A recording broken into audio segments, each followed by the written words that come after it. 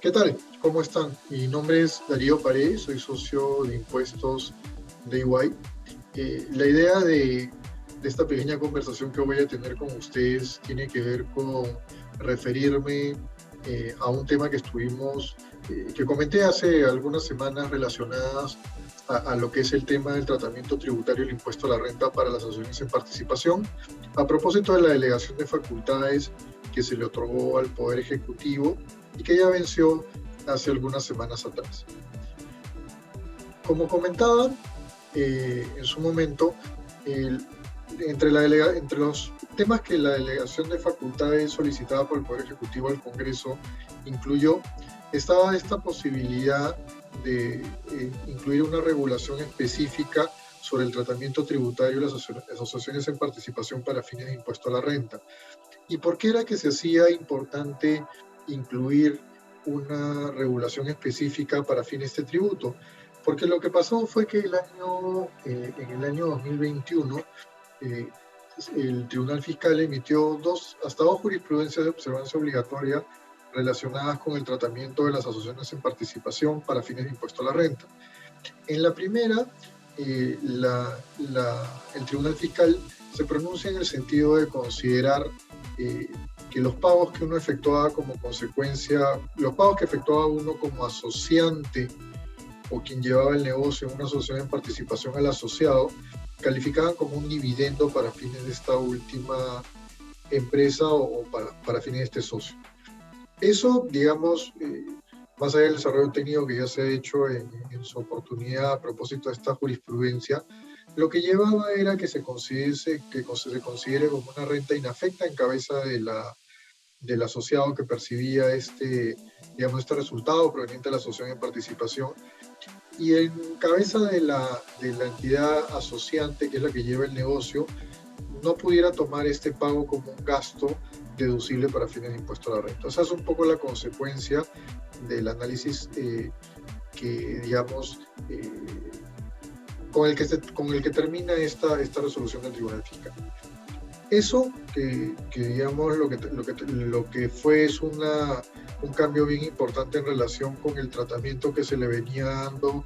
a este tipo de contratos en el mercado, y también algunos pronunciamientos de la misma jurisprudencia del Tribunal Fiscal, e incluso la forma como la misma administración tributaria venía llevando el tema, generó una serie, digamos, ha generado una serie de problemas en el mercado. Y evidentemente el que esto sea tratado de una manera distinta como se venía manejando, sobre todo del lado del asociante, y esa imposibilidad de deducir el gasto, lo que genera es una contingencia como consecuencia de una determinación de impuesto a la renta que habría estado incorrecta en función a este criterio que tiene el Tribunal Fiscal. Hablaba de una segunda jurisprudencia del Tribunal Fiscal en relación con este tema porque, como ustedes saben también, en esta segunda jurisprudencia, el Tribunal Fiscal señala que ante estas situaciones con criterios distintos que había en el mercado, e incluso pronunciamientos distintos que había tenido el propio Tribunal Fiscal, no se debía, si bien era exigible el tributo en relación con años anteriores a la emisión de esta jurisprudencia del Tribunal Fiscal, lo que no era exigible era el pago de multas e intereses, por lo menos hasta la fecha en la que se emitió la primera jurisprudencia del Tribunal Fiscal, donde se cambia, digamos, este criterio que se estaba manejando a nivel de mercado. Entonces, eso, de alguna manera, lo que hacía era aliviar la contingencia alivia la contingencia que tienen los contribuyentes por esta posición que tomó el Tribunal Fiscal en relación con este tema, porque hace que, al menos hasta la fecha anterior a la emisión de la primera jurisprudencia, no se apliquen multas, y los intereses solamente comienzan a correr a partir de la emisión de esta primera jurisprudencia y no para atrás, ¿no? Con lo cual los montos que pueden ser exigibles a los contribuyentes, si bien ciertamente son altos, al menos estarían disminuidos en estos montos adicionales, que son los que normalmente se exigen cuando hay algún problema o alguna observación de parte de la administración tributaria en cuanto a la determinación del impuesto a la renta. Ahora, dicho esto, como parte del tema de la delegación de facultades, justamente se había incluido la posibilidad de que el Ejecutivo estableciera una regulación específica sobre el tema de las asociaciones sin participación. Y como comentábamos también en una oportunidad anterior, veíamos que este era un buen espacio para que finalmente se estableciera una regulación clara, pero además con la expectativa técnica de que la posición que tomara finalmente el Poder Ejecutivo en relación con este tipo de operaciones fuera la que ya venía manejando el mercado, es decir, tratar esto como lo que es, un contrato comercial, donde lo que yo voy a tener es un asociante que desarrolla un negocio y que le participa una parte del negocio a un tercero, que no es un inversionista, sino que es un socio comercial. Solamente que por la naturaleza que tiene, es una persona que no tiene, que tiene una situación más pasiva que lo que podría ser en otras modalidades de contrato asociativo. Sin embargo, lo que ha terminado ocurriendo es que al salir ya el texto finalmente del decreto legislativo donde se regula el tratamiento de las asociaciones en participación, más bien lo que hace el Poder Ejecutivo es recoger el criterio del Tribunal Fiscal, incluyendo algunas disposiciones en la normativa de impuesto a la renta, más en el sentido de justamente lo que señalaba esta jurisprudencia del Tribunal Fiscal, y ya dejando de lado este criterio que había venido siendo manejado por el mercado de manera, me atrevería a decir, casi uniforme en relación con las asociaciones en participación en el pasado. Entonces, mediante este decreto legislativo 1541, lo que básicamente está ocurriendo es que se está calificando, se está dejando ya de manera sentada en la regulación, que esta distribución de utilidades va a calificar como un dividendo. Entonces, incluso se ha incorporado un supuesto en la regulación del impuesto a la renta en relación a esto, con lo cual ya, digamos, ya está establecido de manera expresa en la regulación que eso va a ser tratado de esta manera, ¿no?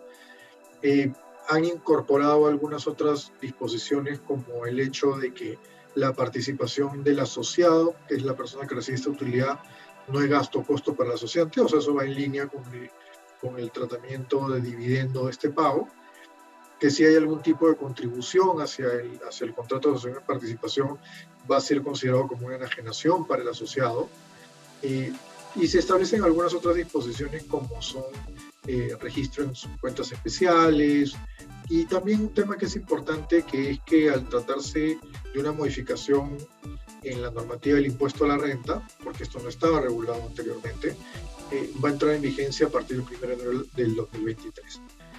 Entonces, luego de la emisión de esta regulación, quedan una serie de preguntas que seguramente se irán respondiendo en el tiempo sobre la base de los conocimientos que tenga la jurisprudencia, incluso de la misma fiscalización de la administración tributaria, que es un poco cómo queda lo de atrás. Lo que vemos en este caso es que no se han establecido, distintas a esta jurisprudencia del Tribunal Fiscal,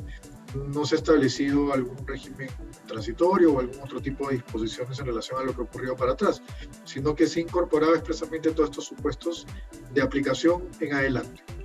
Entonces, ciertamente,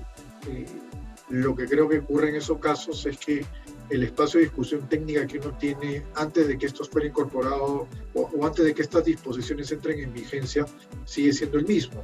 Es decir, que más allá de la posición que se pueda tener a nivel de administración tributaria o tribunal fiscal en relación con este tema, ahí sigue existiendo un espacio de discusión sobre la base de argumentos técnicos en relación con que la forma, con que el tratamiento correcto que debería tener una asociación en participación siempre ha debido ser respetando esta naturaleza de